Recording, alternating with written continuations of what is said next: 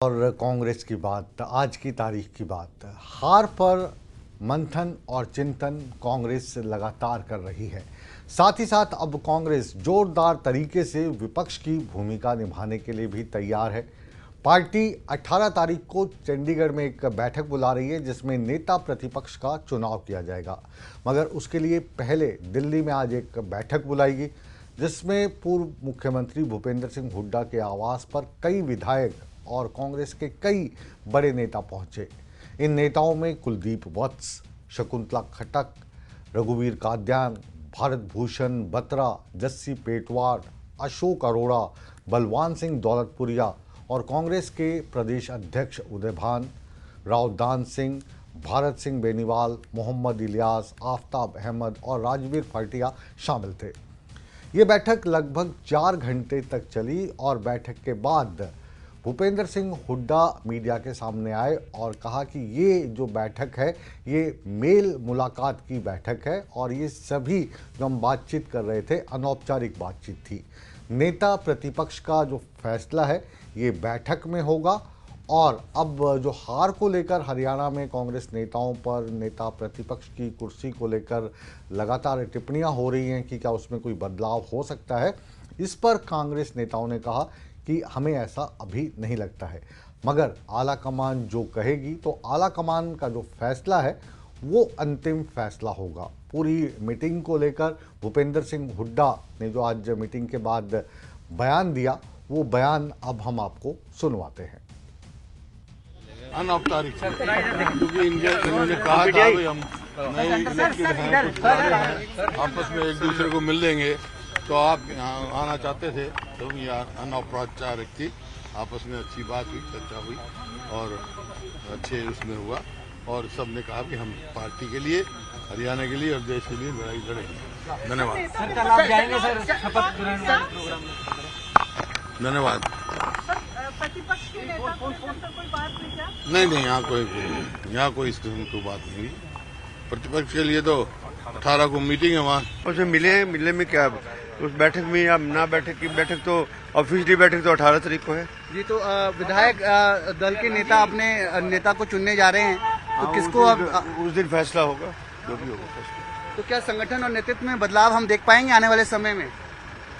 इस बारे में कुछ नहीं कह सकता, वैसे कोई बदलाव की उम्मीद नहीं है। पर हरियाणा की जनता का मैं कोटि कोटि बारंबार मैं धन्यवाद करता हूं, जो हरियाणा की जनता ने कांग्रेस को पूर्ण रूप से मैंडेट दिया, छल और कपट, साम दाम दंड भेद से हमारे को हराने का जो काम किया, हरियाणा की जनता का मैं कोटि कोटि बारंबार इस बात आपका भी नाम चल रहा है, कोई जिम्मेदारी मिल सकती है? मेरा कोई नाम नहीं चल रहा, ना मेरी कोई जिम्मेवारी। मेरी जिम्मेवारी कांग्रेस के सिपाही के रूप में और बादली हल्के के जनता के सेवक के रूप में। नेता प्रतिपक्ष का नाम अगर देखें तो आने वाले समय में बदला जा सकता है, या आप लोग किसको चयन? हम चौधरी भूपेंद्र सिंह हुड्डा जी हमारे नेता है, आदरणीय राहुल गांधी जी हमारे नेता है, पार्टी जो फैसला करती है हमारे लिए सबसे सर्वोपरि। अध्यक्ष जी का नाम चल रहा है, प्रदेश अध्यक्ष जी वो इस्तीफा दे सकते हैं? नहीं, कुछ ये तो आपकी मीडिया का चला हुआ है। बैठक सही रही हाँ। चौधरी साहब के नेतृत्व में, जी। तो आज भी इलेक्शन संबंधी चर्चा हुई और 18 तारीख को जो मीटिंग हो रही है उसमें भी चुनाव की समीक्षा की जाएगी, कैसे हारे, कैसे जीते, क्या हुआ, क्या नहीं हुआ। नेता प्रतिपक्ष का नाम बदला जा सकता है या आप लोगों ने तय कर लिया है? ये हाईकमांड की बात जी। उस वक्त क्या रेजोल्यूशन है, ये क्या नहीं आएगी, मैं नहीं कह सकता। तो चाहे आफ्ताब अहमद हों, कुलदीप वत्स हों, भारत भूषण बत्रा हों, ये सब भूपेंद्र सिंह हुड्डा के करीबी नेता माने जाते हैं और आज उनके घर में जो चाय पानी पार्टी थी उसमें आए थे। और जाहिर है कि जो मार्केट में खबर चल रही है, राजनीतिज्ञ जिस पे लगातार बातचीत कर रहे हैं कि ये जो एक जीती हुई बाजी थी ये हार गई तो इसका जिम्मेदार कौन है, तो उसको लेकर एक रणनीति भी बनाई गई होगी, क्योंकि जो नेता विपक्ष की कुर्सी है वो भी बहुत अहम होती है। तो नेता विपक्ष कौन होगा, सीएलपी का जो लीडर है वो कौन होगा, इन सारे मसलों पर बातचीत हुई होगी। और इनमें लगातार अभी तक जो इतिहास रहा है पिछले 10-11 साल का, उसमें हमेशा भूपेंद्र सिंह हुड्डा बाजी मारते रहे हैं।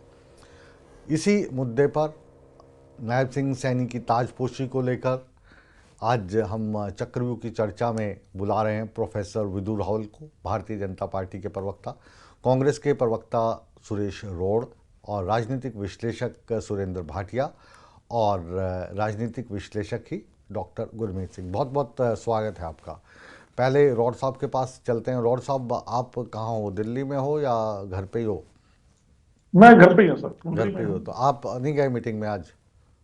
नहीं, वो विधायकों की मीटिंग है, चुने गए जो विधायक हैं। हाँ। एक शिष्टाचार बैठक हुड्डा साहब हमारे जो नेता प्रतिपक्ष हैं उनके आवास पर हुई है। और हम तो जो शुरू से बात कहते आए हैं वही आपको आज कह रहे हैं कि अगर हम बहुमत में आते तो भी चुने गए विधायकों की राय के ऊपर ही हाईकमान हमारे मुख्यमंत्री का फैसला करता। और आज भी वही बात है, सारे विधायक अपनी जो क्षेत्र के प्रति जिम्मेदारी है उसको निभाने के साथ साथ पार्टी के प्रति भी वही जिम्मेदारी निभाने के लिए तैयार हैं। और सबकी तरफ से आपने भी सुनाया, एक ही सुर में एक ही आवाज है कि जो विधायक तो खुद ये भी नहीं कह रहे कि हमारी राय पे जो पार्टी फैसला करेगी सबको मंजूर है। लेकिन मैं प्रवक्ता के तौर पर बात भी कवर करता हूँ कि विधायकों की राय के लिए ही मीटिंग चंडीगढ़ में 18 को बुलाई गई है। और हमारे नवनिर्वाचित विधायकों की राय के बाद पार्टी जो फैसला करेगी वो सभी विधायकों का मंजूर होगा, सभी कार्यकर्ता उसका सम्मान। जी, मतलब अभी आपने कहा नेता प्रतिपक्ष भूपेंद्र सिंह हुड्डा, मतलब आप तो इस वाले डेजिग्नेशन से इत्तेफाक रखते हैं, ये मान के चले? नहीं, हाँ। नहीं ऐसा नहीं, अभी तक तो नेता प्रतिपक्ष हुड्डा साहब ही मतलब हैं और 18 की मीटिंग में तय हो जाएगा। नया जो बनना है आप उनको, मतलब नया बनना है अभी, ये मान रहे हो आप? ये कंटिन्यू करेंगे नहीं करेंगे? नहीं, वो कंटिन्यू भी कर सकते हैं। देखिए विधायकों की राय पे है। तो मेरा जहां तक मानना है, मैं ये समझ पा रहा था कि अभी तक कोई रिजाइन या कुछ ऐसा तो नहीं हुआ। चक्रव्यूह है ये चक्रव्यूह है जिस कार्यक्रम में आप बैठे ना, इसमें चक्रव्यूह में फंस जाते हैं नेता प्रवक्ता, तो थोड़ा सा सोच समझ के बोलना पड़ता है। जी, नहीं, बारीकी से आपने इसका हाँ, नहीं तो बारीकी से ही वो अध्ययन करेंगे ना, तभी तो पता लगेगी क्या चल रहा है। वही है मुकेश जी, आपके चक्रव्यूह में मैं थोड़ा फंस जाता है। विधायकों की राय भी सुनाई कि विधायकों की राय पे, इसीलिए हमने अपने जो नाम को ना कंटिन्यू किया है, 2014 से लेकर अभी तक ये चल रहा है। तो विदु रावल साहब के पास आ रहे हैं और चक्रव्यूह के सवालों के घेरे में अब भारतीय जनता पार्टी के विदु रावल जी हैं। जी हाँ जी, मैंने ये कहना चाह रहा था कि चक्रव्यूह को आप जिस चैनल में गए वहीं कंटिन्यू किया, ये भी बड़ी बात है। ये न्यूज़ 18 का ब्रांड है और न्यूज़ 18 का ब्रांड ही रहेगा, तो इसी से शुरुआत हुई थी और अभी भी चल रहा है। अच्छी बात है जी। चलिए, अब चक्रव्यूह के सवालों के घेरे में हम भारतीय जनता पार्टी के प्रवक्ता को लेते हैं। बहुत तेज तरार हैं विदु रावल साहब, ये भी अपनी कहते हैं, सुनते कम हैं। लेकिन आज जो चक्रव्यूह में अनिल विज साहब को देखा हमने, तो देख के मज़ा आ गया। मतलब बार बार जनता यही कह रही थी कि अगर नायब सिंह सैनी के समक्ष कोई खड़ा है जो इसको थोड़ा सा चैलेंज कर रहा है, वो अनिल विज हैं। और फिर जब उन्हीं से नाम का अनुमोदन करवाया जाता है तो लग रहा था कि अनिल विज को भी चक्रव्यूह में ले लिया अमित शाह जी ने। क्या कहेंगे आप? मुकेश जी, ये बड़ा अन्याय किया हमने तो नहीं, मीडिया नहीं किया। अनिल विज जी के साथ बहुत बड़ा अन्याय करते रहे हम लगातार। ये तो कभी आप उनसे मिलो ना तो पर्सनली पूछना। अब टीवी पे तो आपकी मजबूरी है, मैं समझ सकता हूं।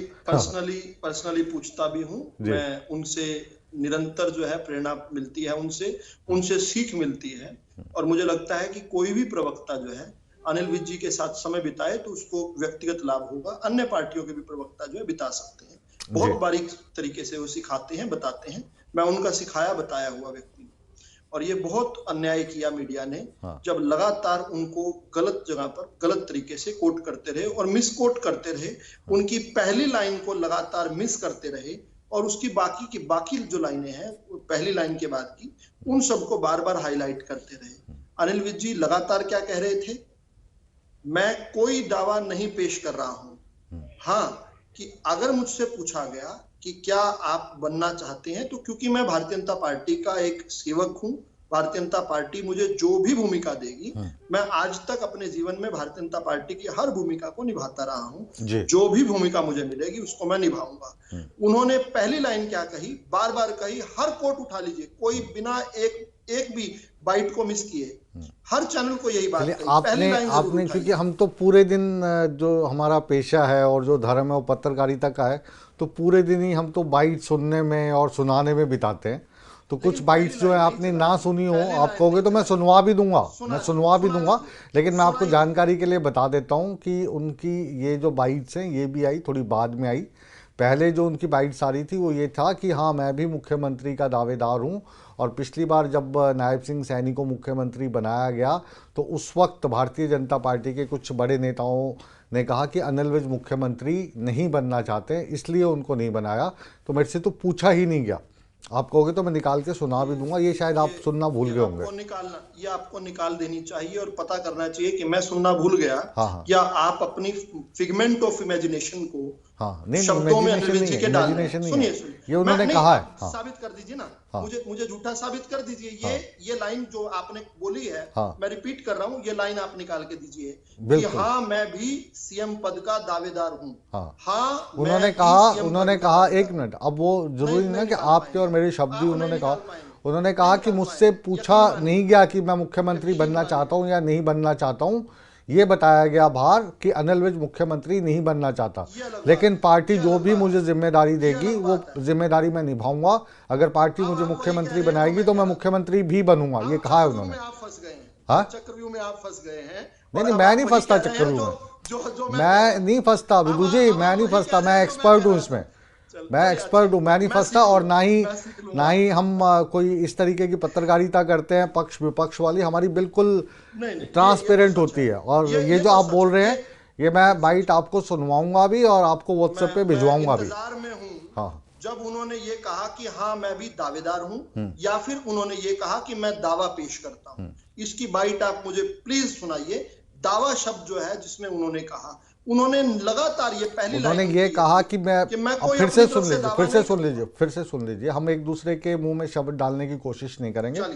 आप भी प्रोफेसर हैं और 5 साल मैंने भी कॉलेज में पढ़ाया, और एक गुरमीत जी भी अपने साथ प्रोफेसर साहब बैठे हुए हैं, ठीक है।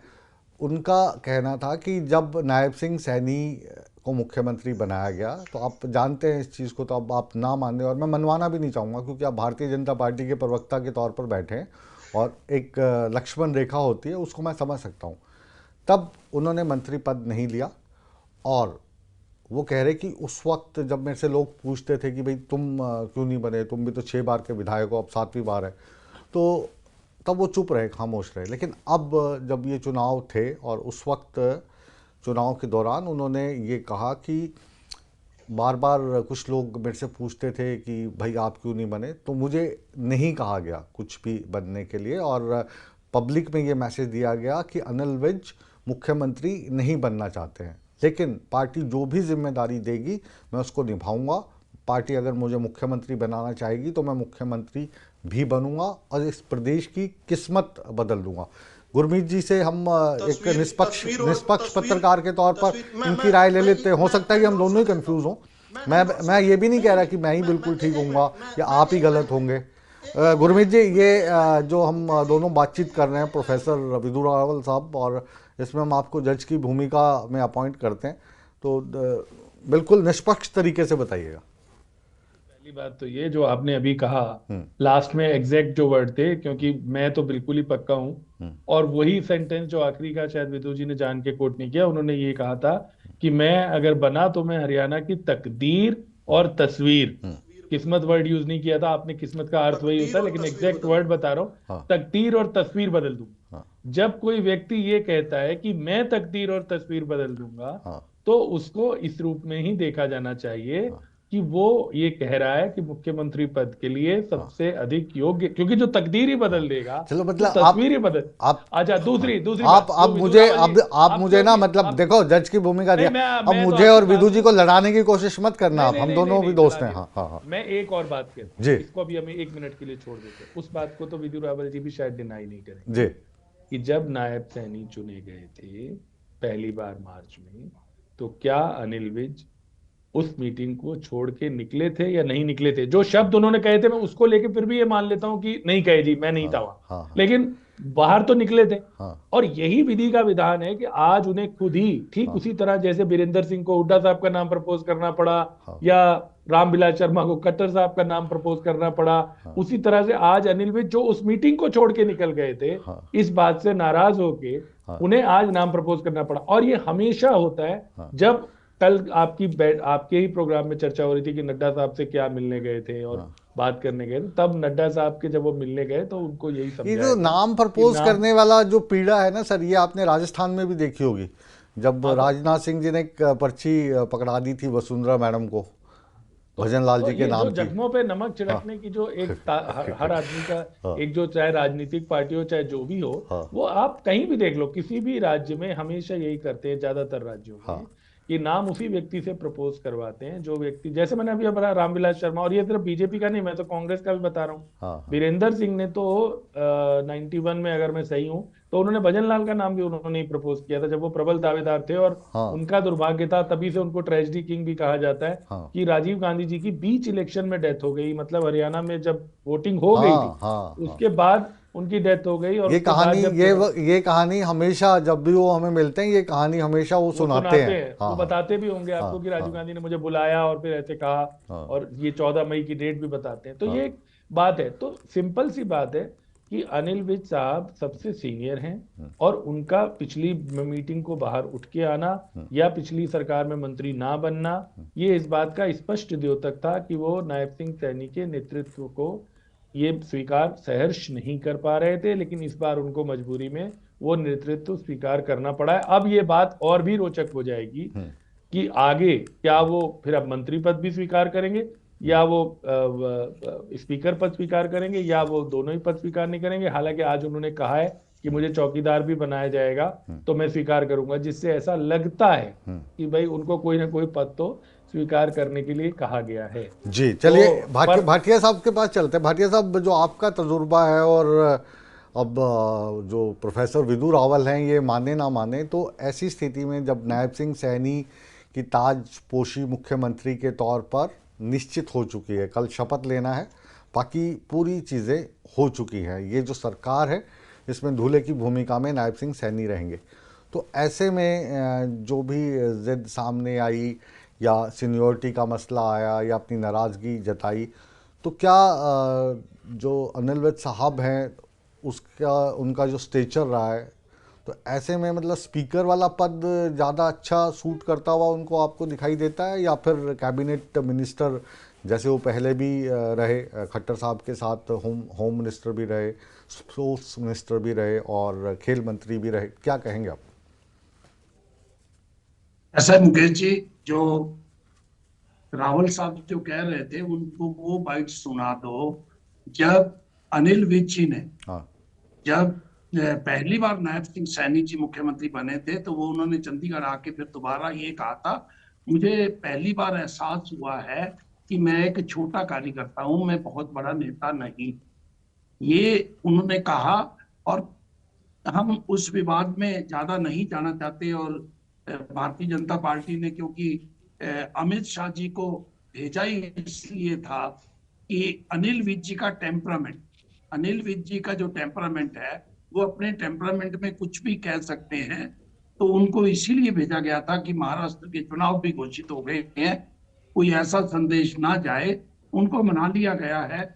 और जिस ढंग से आरती राव से नाम प्रपोज करवाया गया, कृष्ण बेदी तो उनके अपने कार्यकर्ता है ही है, और अनिल विज जी, दोनों का महत्व बनता था और दोनों के बारे में खबरें आ रही थी। और मेरे को ये लगता है अनिल विज जी इतने एक्सपीरियंस हैं, उन्हें पता था मुख्यमंत्री उन्हें कोई नहीं बनाने वाला, लेकिन जब वो चुनाव में फंस गए, ऐसा लगता था अगर कांग्रेस वहां गलती ना करती, चित्रा को वहां से चुनाव लड़ाया जाता कांग्रेस से, तो अनिल विज जी के लिए भी मुश्किल था। कई बार कुछ नेता जानते हुए कह देते हैं कि मैं मुख्यमंत्री का दावेदार हूं, ताकि उनके जो वोटर हैं वो लगे तो इस बार तो अनिल विज जी बनेंगे ही। ये फॉर्मूला तो, लेकिन भाटिया साहब, ये फॉर्मूला तो कांग्रेस आजमाती है और इनकी आला कमान भी कहती है कि भाई गुट बना के रखो। ऐसा करण दलाल ने मेरे प्रोग्राम में खुद कहा है, मैं अपने आप नहीं बोल रहा हूँ, कहीं रोड साहब आप बोल रहे हैं जी आप अपनी बातें कर रहे हो, ये वाली करण दलाल की बाइट सुनाओ, बाइट में वो वाली भी सुना दूंगा, टाइम लगेगा, आज हमने मतलब संकलित नहीं करके रखी हुई हूँ, लेकिन आपको भेज देंगे। ये मैं, हाँ भाटिया साहब, एक मिनट आपको रोकूंगा कि ये जो तमाम बातें हैं, और अब तीसरी बार सरकार बन रही है, पूर्ण बहुमत की सरकार बन रही है, तो इस सरकार को लेकर कौन कौन सी चुनौतियां होंगी और कौन से आप कहें कि मौके होंगे, क्योंकि पहली बार इतिहास बनने जा रहा है।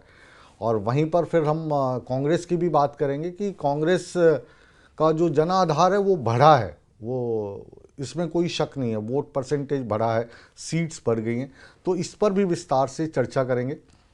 कहीं मत जाइए, आप बने रहिए हमारे साथ। एक छोटा सा ब्रेक ले रहे हैं, ब्रेक के बाद वापस लौटेंगे चक्रव्यूह में।